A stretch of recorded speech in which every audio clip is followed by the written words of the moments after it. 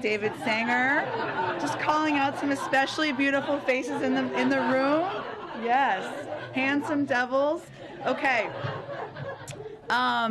Just wanted to note one thing before we get started. As you all know, later today, the President will sign the Ending Forced Arbitration of Sexual Assault and Sexual Harassment Act into law. The bill amends the Federal Arbitration Act to make it easier for victims of sexual assault or harassment to go to court instead of being forced into arbitration by their employer. This law will affect the more than 60 million workers who are subject to mandatory arbitration clauses in the workplace, often without realizing it until they come forward with a claim against their employer. President Biden has long spoken against forced arbitration clauses in employment contracts, and today marks an important milestone in empowering survivors of sexual assault and sexual harassment and protecting employee rights. The bill would not have been possible without bipartisan work, including from those members of Congress who will be in attendance today, Representatives Bustos and Representative Griffith, and Senator Gillibrand and Senator Graham. Also wanted to note, it is Aisha Roscoe's last day in the briefing room seat before, yes. Thank you for all of your work. And she's going on, you've already announced this. I feel like I'm announcing news, but it's been announced, to host Weekend Edition for NPR as an NPR listener. I look forward to being in my sweatpants and coffee and listening to you this weekend. So congratulations and thank you for all of your work on behalf of the American people. With that, Colleen, why don't you kick us off? All right. So I wanted to ask about oil prices. Sure. They're already at about $111 or so a barrel. Pelosi has come out also in support of banning Russian oil. So why keep the carve out, especially when oil, with the argument that Putin is going to not benefit from oil. You know what I'm trying to say? Yes, I think I do know what you're trying to say. Well, our objective and the president's objective has been to maximize impact on President Putin and Russia while minimizing impact to us and our allies and partners. And I know you've heard me say this a few times before, but we don't have a strategic interest in reducing the global supply of energy.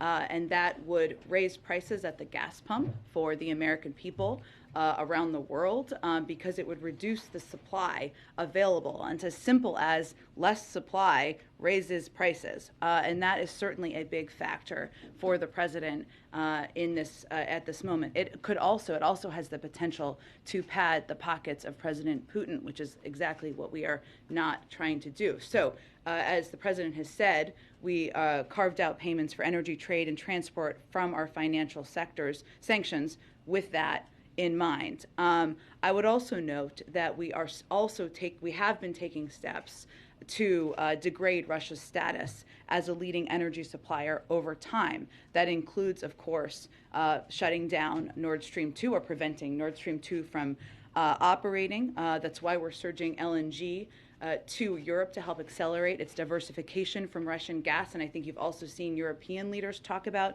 the need to reduce their reliance and to diversify.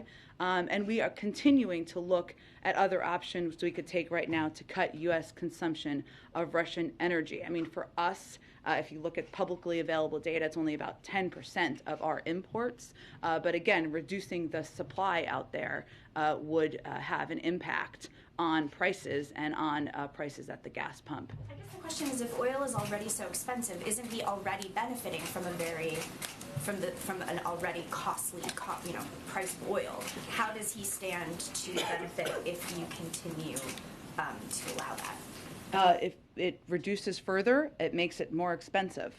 So I think we look at it through that prism. Go ahead.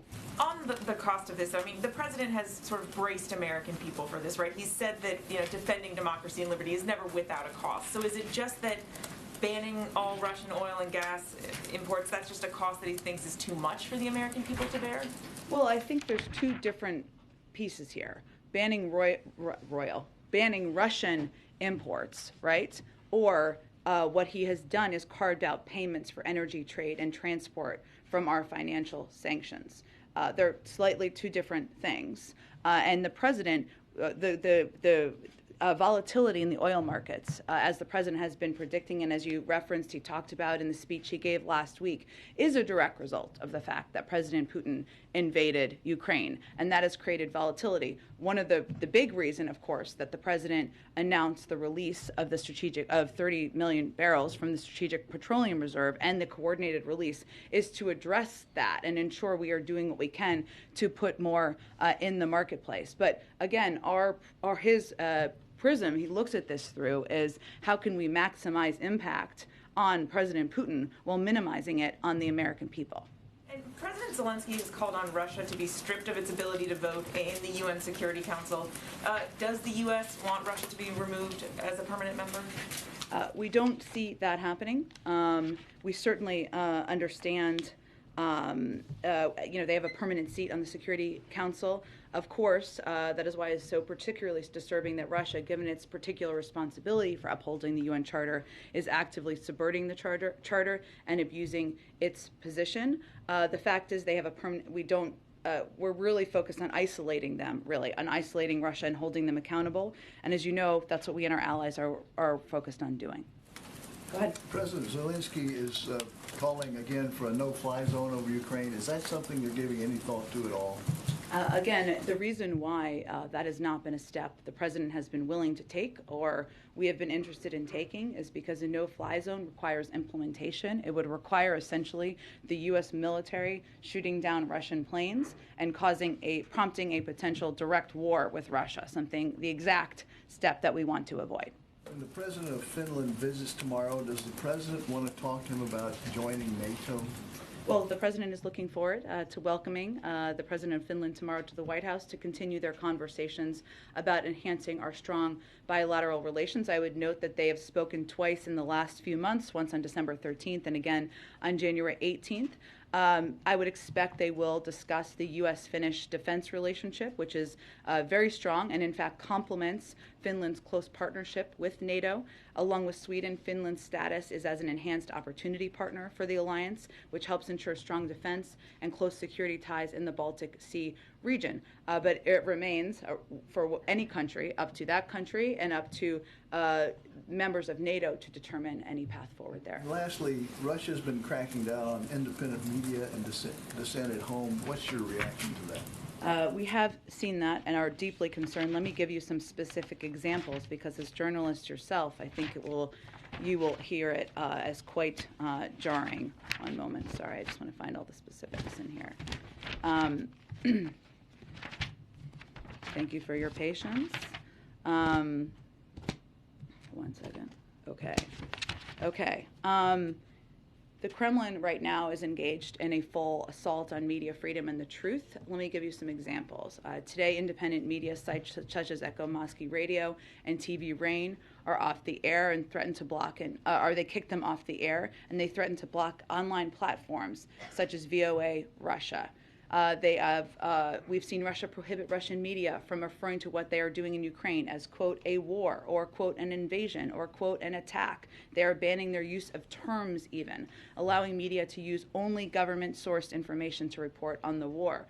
They've called a special session of the parliament to consider a bill to make unofficial reporting on Russia's further invasion punishable by up to 15 years in prison. They've arrested more than 7,300 protesters, some immediately after they began to protest Putin's war of choice.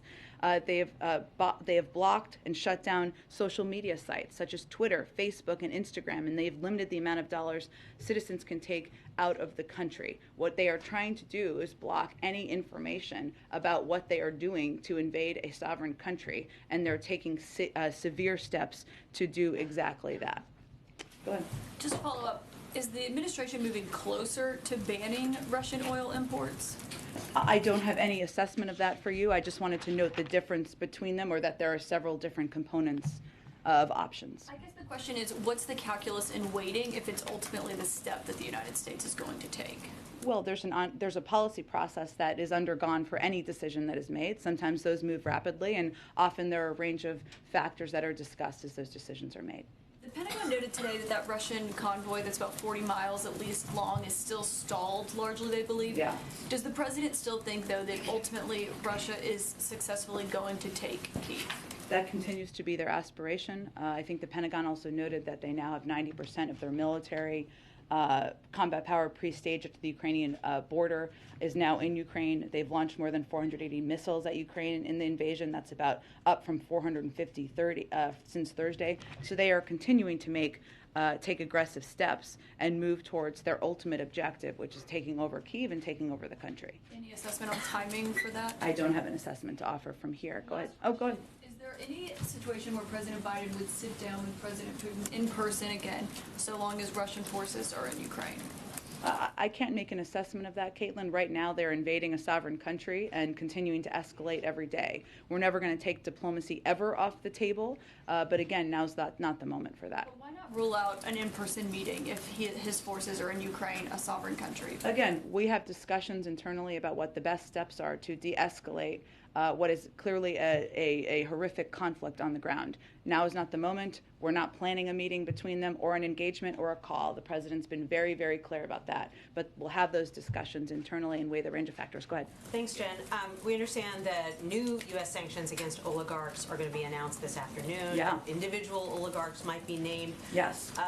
How is the White House choosing which oligarchs to sanction? Do you start with the richest ones or the ones with the closest ties to Vladimir Putin?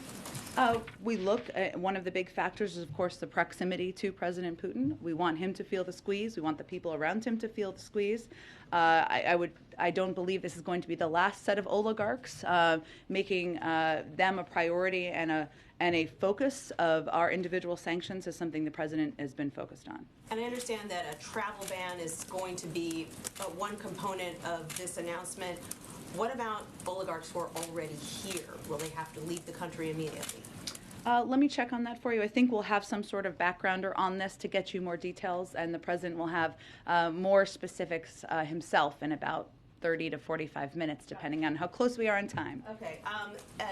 The president announced the other night a ban on Russian aircraft traveling over U.S. airspace. As far as you know, have there been any incursions on U.S. airspace by the Russians since then? And what would the U.S. do if a Russian aircraft were to violate that airspace? I'm not aware of any incursions. I'm certainly happy to check on that, and I can check. I'd really point you to the FAA on that, but and I'll see if there's more we can offer. Okay, and then finally, we all saw the news about the January 6th committee and their belief that there was criminal activity.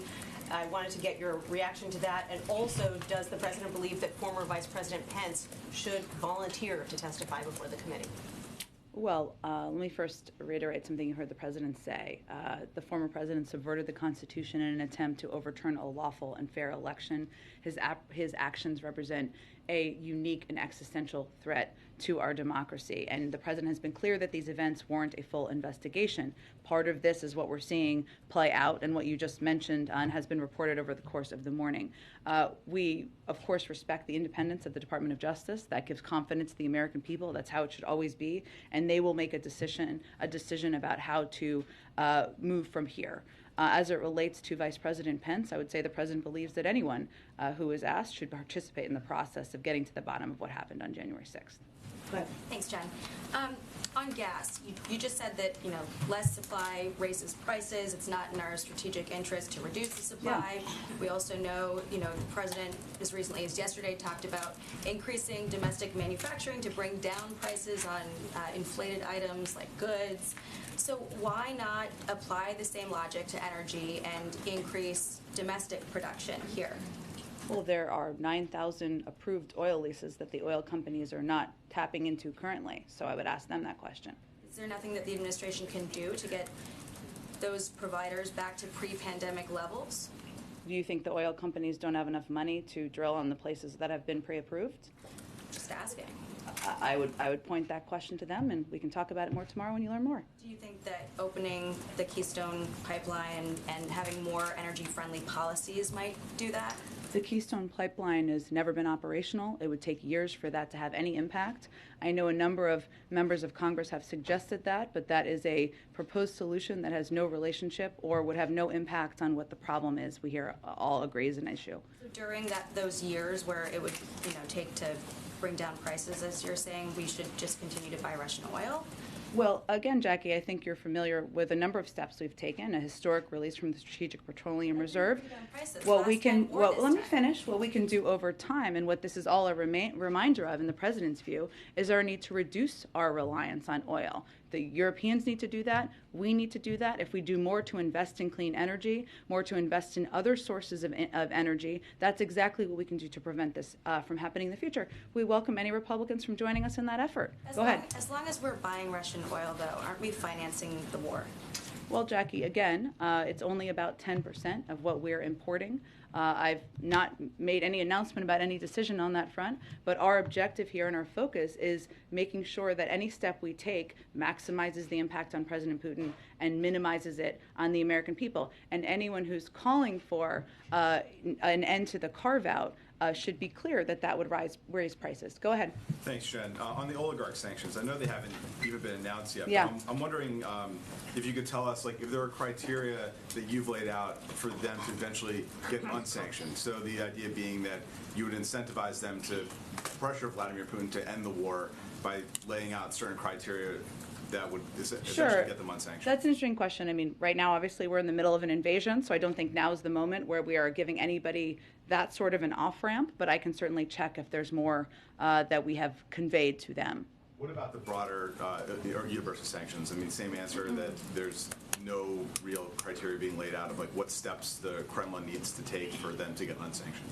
I mean, I think right in this moment, they're marching toward Kyiv with a convoy and continuing to take reportedly barbaric steps against the people of Ukraine. So no, now is not the moment where we are offering options for reducing sanctions. And then one more on the domestic front. The Senator Manchin had laid out something of a counteroffer to what the president had described during the State of the Union on his domestic agenda.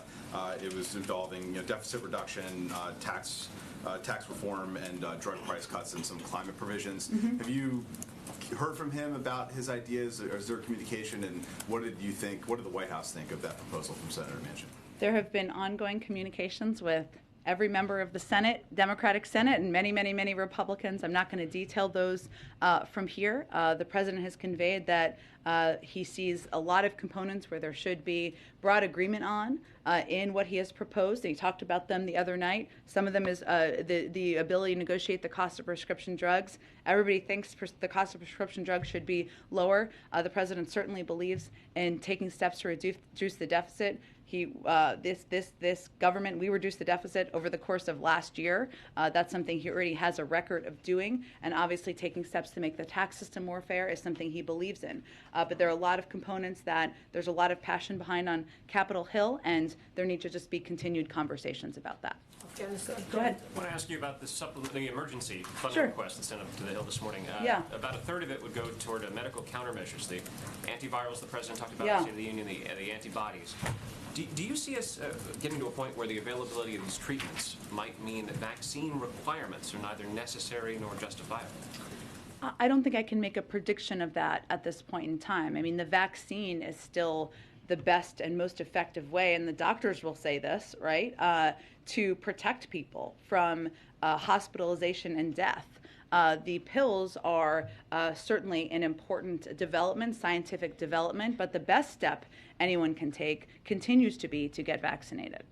A quick question follow-up to Jordan's here about the Manchin's proposal, Build Back Better. The Manchin says is dead. Is the transformation formalized here? Is it no longer Build Back Better, now Building a Better America? That is formal. But no one cares about the name in the American public. They care about what's in it and what it's going to do. And so that's what we're most focused on. Go ahead. Jen, thank you. I have a couple. I want to try one more on the potential oil ban. Yep. It feels like, because you now have Republicans and Democrats calling on the administration to ban oil from Russia. As you've laid out, there are a range of different options under consideration. What would the administration need to see in order to make a final decision? Need to see how? Tell me more. Happening on the ground. What would need to happen in order to prompt a final decision on an oil ban? I don't know that we look at it exactly through that prism. Obviously, we have not held back in taking significant historic steps that are crippling the Russian economy right now. I think there's no question about that, and the president has led the world in doing exactly that. But what factor we're looking at here is the impact on the gas pump for Americans. And reduction of supply in the marketplace, a reduction of global supply would have an impact on raising prices. So that's the prism we look at it through. There are some interim steps that could be taken instead of a full outright ban that would potentially mitigate the costs on gas prices. Is there a sense that this is at a tipping point and that some of those interim options? We are continuing, Kristen, to look at other options. We could take right now to cut U.S. consumption of Russian energy, but in the context of maintaining a steady global supply of energy. So that's what we're trying to balance. Okay, let me ask you, is there any discussion about sharing U.S. intelligence with the Ukrainians about what is happening on the ground in real time? We have been sharing it real time. You have been. Okay.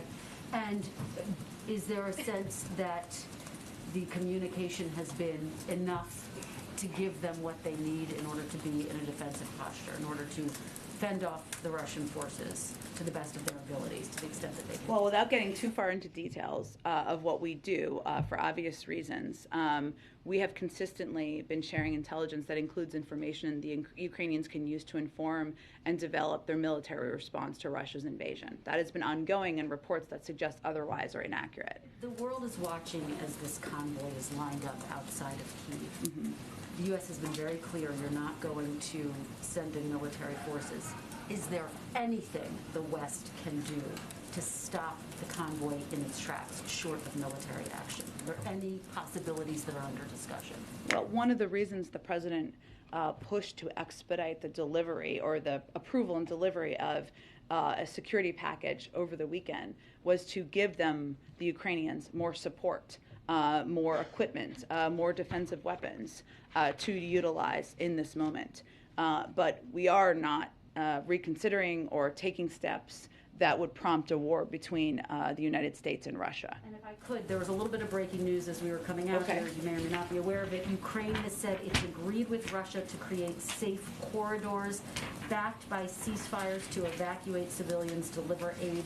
Is the U.S. aware of this? Will the U.S. assist in this? What can you tell us? We will continue to assist efforts supported by the Ukrainians. I obviously haven't talked to our national security team about this yet. I will venture to do that, and we can get you all any more specifics from here after the briefing, if that's helpful. Go ahead. Thank you, Jen. President Putin spoke today with Saudi Crown Prince Mohammed bin Salman about the sanctions Russia is facing and specifically about global energy supply. Given the volatility of oil prices, does President Biden have any plans to talk to the Saudi Crown Prince? Well, a couple of weeks ago, I would note, Brett McGurk and Amos Hochstein made a trip to Saudi Arabia to talk about a range of issues, including global energy markets, as well as Yemen. And we will continue to have a range of ways we engage with the Saudis. The President has no plans to talk to the Saudi Crown Prince? I don't have anything to predict for you at this point in time. And President Zelensky has said Russia's actions clearly constitute a war crime. UK Prime Minister Boris Johnson also said that Russia's targeting of civilians fully qualifies as a war crime. The President wouldn't go that far when he was asked yesterday. Why has he been reluctant to label Russia's actions a war crime? Well, there's a process, and we have stood up a process internally, an internal team to assess and look at and evaluate evidence of what we're seeing happen on the ground. That is a standard part of our process in the U.S. government. I would note that we work very closely with our international partners, and we will provide any information that we surface through that process. I think we've seen on the ground that reports of a range of barbaric tactics, of reports of targeting civilians. That's all factors that we look at. And again, that process that has been stood up would provide any information to the ICC or any other international body taking a look at this. Go ahead. Excuse me.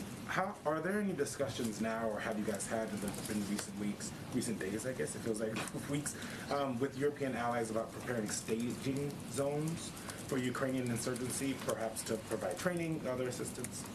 Well, right now our focus is on supporting the current Ukrainian government and leadership, and that includes expediting assistance, expediting military defense assistance, engaging closely with them, and we'll stay focused there. Representative Adam Smith today on MSNBC said that we, the United States, are providing some intelligence to the Ukrainians, but not providing the type of real-time and targeting that you see U.S. military getting in war. So why is arming the Ukrainians with Stingers and Javelins appropriate, but not providing them targeting intelligence for those weapons? Well, I think this is similar to what Kristen just asked. I would just say that there have been a range of reports out there that are false. We can't get into details of all of our intelligence sharing for obvious reasons, but we've continued and consistently shared a significant amount of detailed, timely intelligence on Russia's plans and activities with the Ukrainian government to help Ukrainians defend themselves. We've been doing that for months. This includes information that should help them inform and develop their military response to Russia's invasion. That's what's happening or has been happening. Go ahead, Aisha. Thank you. I know people have asked a lot about, the price of oil, but I want to come at it in a little bit of a different way. The fact is that the price of oil is high. It is very unlikely to go down anytime soon, and more than likely will go up. What is the White House looking at? I know that there was the strategic release of oil, but are there other things that the White House is looking at to help consumers at the pump? Maybe to, direct subsidies, maybe more biofuels, maybe easing the Jones Act. Oh, look, what is the plan for Americans who are going to have to be living with these high oil prices?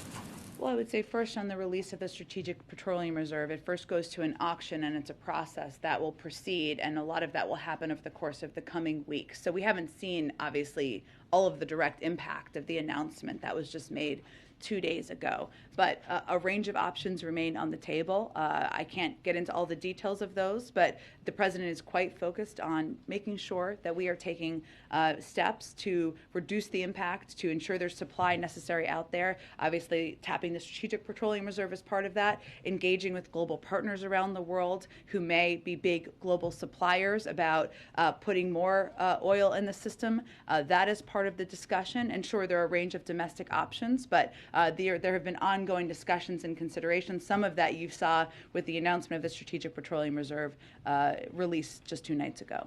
What does the White House say to American consumers? Like, should American consumers right now be thinking, okay, I'm going to have to pay a lot more at the pump going forward? Should they be taking that into consideration when they're buying cars? Or, should they try to buy more fuel-efficient cars or saving their money? Like, what should they be doing practically at this moment, considering the price of gas is going to affect them? Of course it is, as I've been saying, and that's why we've been focused on it for weeks, if not months, to ensure we are taking every step. The president is taking every step to reduce that impact. The release of his Strategic Petroleum Reserve, 30 million barrels that he announced just the other night. Again, that process is just starting. It's a bit of a process to get that going, and that will hopefully have an impact on getting more supply out there. But we would say directly to consumers, the president is going to do everything we can to reduce the impact, to make sure that we are working with our partners around the world to address the volatility in the global oil markets, to consider a range of options that he can continue to take to reduce the impact that they're feeling at the pump. And this has been front and center on his mind since the beginning of this conflict. There was a call with Quad leaders today. Yeah. India has a military relationship with Russia. Was that discussed at all? Or is there talk of, talking to India about that relationship that it has with Russia? Is there anything that the U.S. plans to do on that? Well, what I can tell you about the call, and we'll have a more comprehensive readout soon if it's not already out, is that the president felt it was a constructive conversation. He asked members, he suggested, or they all discussed, I should say, having members of their national security team follow up from there. But I'm not going to get into more details about the conversation beyond that. Go ahead. Thanks, Jen. Pivoting to the Supreme Court. Yeah. Can you respond to some of the criticisms that Senate Minority Leader Mitch McConnell laid out about Ketanji Brown Jackson? I think he said that she won't shun court packing and that she's only had 2 opinions on the D.C. Circuit level. Sure. So as I think you're referencing, Ketanji Brown Jackson, Judge Ketanji Brown Jackson has obviously started to have meetings on Capitol Hill that have been ongoing. I would note that as it relates to the first question, the Constitution is clear that the number of justices is a question for Congress, not the judiciary. And a number of you have actually pointed out this morning that during Justice Amy Coney Barrett's confirmation hearing, she was asked, a question about court packing or court enlargement, and she said, quote, "That is a question left open to Congress." I'd also note that yesterday, Senator McConnell also said that there was, quote, "no question that Judge Jackson was qualified for the Supreme Court." And earlier in the day, he said they'd had a good meeting. I think there's no question that as a judge who has been confirmed 3 times by the Senate, someone who has a long record as both a jurist who has ruled in the direction of Democrats and Republicans, that she is someone who is eminently qualified for this job, which is why the president nominated her. One more on the State of the Union. Yeah. The president repudiated the phrase defund the police, and I wonder if you can talk a little bit about the genesis of that line in the speech. Was it about rising crime in American cities or Republican attacks? And there's also been criticism, that he did not talk about police accountability more in the State of the Union. I wonder if you can respond to that as well. Sure. Well, on the first part of the question, that's been the president's view for decades. He's never been a supporter of defunding the police. He made that clear on the campaign. There has been attempts to mischaracterize his position and the position of, frankly, a number of his Democratic colleagues. And yes, it is true that in the State of the Union, the president felt it was important to speak to safe communities, the steps that he would continue to support to ensure there was funding for local police departments. But that has been his position for decades. It was simply a restatement of that. On the second part of your question, I would say that the president has been clear many times that he believes that we need to continue to ensure police departments have the funding they need, that there are strong relationships and partnerships built with communities, but that there also needs to be steps that are taken to ensure there are accountability measures put in place. He was a strong supporter of the bipartisan discussion about police reform that unfortunately stalled, but remains, a consideration of an executive order remains under consideration. I would also note that there are a number of steps that the Department of Justice has taken, banning chokeholds, et cetera, at the federal level that the president is proud that has happened in his administration. Go ahead. Jen, I wanted to return to this question of finding off-ramps for Putin that we discussed. So from your many years in the State Department in a situation like this, that's the first thing that diplomats begin to try to think about. Mm-hmm. You need something face-saving if you were going to get him to reduce the amount of violence and going into Ukraine. What kind of ideas are you kicking around here that might provide a way for him to find a more graceful way out of this before you've got the kind of large-scale civilian casualties you're clearly worried about? Yeah, I think, David, we have provided many off-ramps to President Putin through the course of the last several months. I know there have been a range of discussions about transparency measures, about positions of missile defense systems that have been undertaken for the last several weeks. It's going to be very hard to have for diplomacy to succeed without military de-escalation. And whatever we do, we're going to do that in lockstep with our partners and allies. Secretary Blinken is leaving today for Brussels. He's going to meet with NATO, the EU, and the G7 allies and partners to continue our close coordination before heading to Poland, Moldova, and the Baltic countries.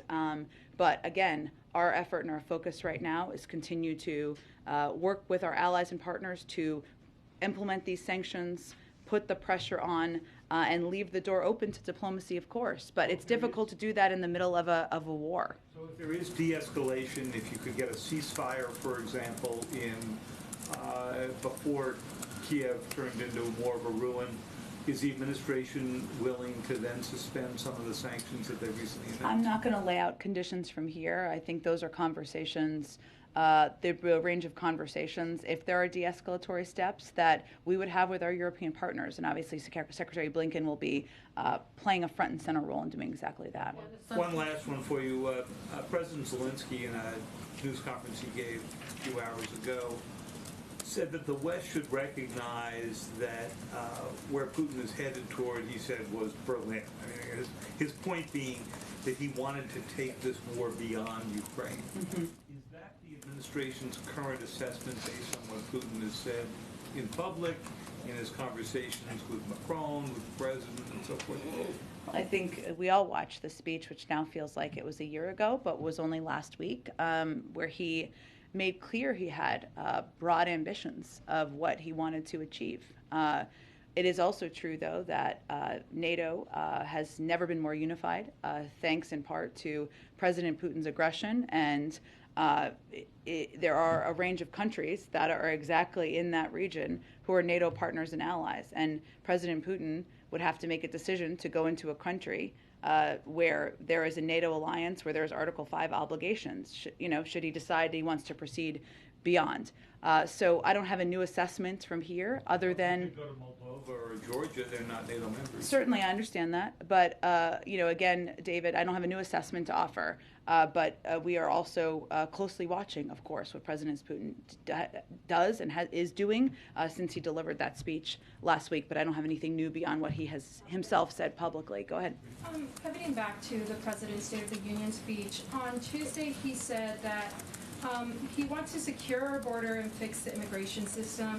That's a bit of a shift from last year's speech to Congress, where he spoke more about trying to find the root causes of why people are migrating. Why was there this sort of shift in messaging, kind of focusing on securing the border? And is that a new priority, or have priorities changed on immigration for the administration? No, I would say first the bill that the president proposed on his first day in office included smarter security and border protections, and also included a more humane path for migrants entering the country. Both of those remain priorities for the president. He believes that the immigration system is broken. It's long overdue to fix it. He also believes, and worked on this very closely as vice president, that addressing the root causes is one of the central steps we need to remain focused on, even as we're trying to address the current circumstances at the border. Then why was it important for the president to say advocate for securing our border? I know he's been criticized heavily, by Republicans, by certain folks on, how he's handled immigration at the border. So is that important for him to say? Well, that's part of his bill that he proposed, so it's consistent with his policies. And one last question: has there been any discussion on ending Title 42? I know we've talked. The president even talked about it on Tuesday about how we're moving past the pandemic. This is obviously a policy that's been kept in place because of the pandemic. Has there been any discussions on ending that? Well, that is a decision for the CDC to make. I believe Dr. Walensky said yesterday that she's reviewing that decision, so I can't get ahead of any decision she makes, but she is looking at that, and that's an assessment they make from the CDC. Go ahead, Karen. Thanks, Jen. Back to the oligarchs and the sanctions. You had said earlier that you want Putin to feel the squeeze and the people around him to feel the squeeze. How does the administration feel that these sanctions could actually change his behavior and result in de-escalation? What evidence is there that the sanctions like this would work for what you want to achieve right now? Well, it's a factor. It's not the only factor, right? But what we're talking about here is seizing their assets, seizing their yachts, and making it harder for them to send, their children to colleges and universities in the West. These are significant steps that will impact the people who are closely around President Putin. It's not the only step we're taking. Obviously, the financial sanctions and the steps we've taken have crippled the financial sector so much in Russia that they've kept the stock market closed for a couple of days. So it's just an effort to get close to the people around President Putin. Canada announced a new program to expedite refugee arrivals and says there's no limit on how many can apply. Is there a conversation in the administration about raising the refugee cap to accommodate Ukrainians that would want to come here? I'll have to check and see if the cap would actually need to be raised. We have said that we continue to be open to receiving refugees, of course, that what our focus is on, given the vast majority of them have expressed an interest in going to European countries and neighboring countries, is being the largest provider of humanitarian assistance in the world, something that we increased over the course of the last several days, and Samantha Power made an announcement about that, and continuing to provide assistance that way. But we remain open as well. I think it's just, again, important to note what the preferences of the vast majority of the refugees who are leaving Ukraine. Go ahead. We got to wrap up in a second, but go ahead. Yeah, President Zelensky earlier said, calling for a no-fly zone again, said, if you don't have the strength to close the sky, then give me planes. Is the United States open to sending more air support to Ukraine? again, I'm not going to get into more details of what the Department of Defense may or may not consider, but what I will tell you is that we have continued to provide a range of defensive assistance, something we have increased, only increased over the last several days, but we are not considering taking steps that would put us in direct conflict with Russia. Is there any concern with, you laid out the explanation for why you're steering clear of sanctioning Russia's energy sector at this point. Is part of the calculation in terms of how much to ratchet up, worrying that Putin will at some point determine that the U.S. has already joined the conflict everywhere but the battlefield and will retaliate? Is that a factor in the administration's decision-making in terms of how far to go, or is that already I'm not sure I understand the question. Well, the sense that Putin may retaliate against the United States, whether through cyber attack, some other measure, is trying to avoid that and trying to maybe not go past a certain line potentially. Is that something that I would say that the sanctions, the financial sanctions that we have issued, are on par with what we have done to Iran. They are significant, they are historic, and they are crippling the sector. So I don't think we have held back in any capacity, aside from making sure we're prioritizing the impact on the American people. So no, I would not say that's how we view it. Okay, everyone, I'm sorry. I'm sorry, guys. We'll do this again tomorrow, and we'll be here. Thanks, everyone. Okay, I forgot I don't have a mask. I looked.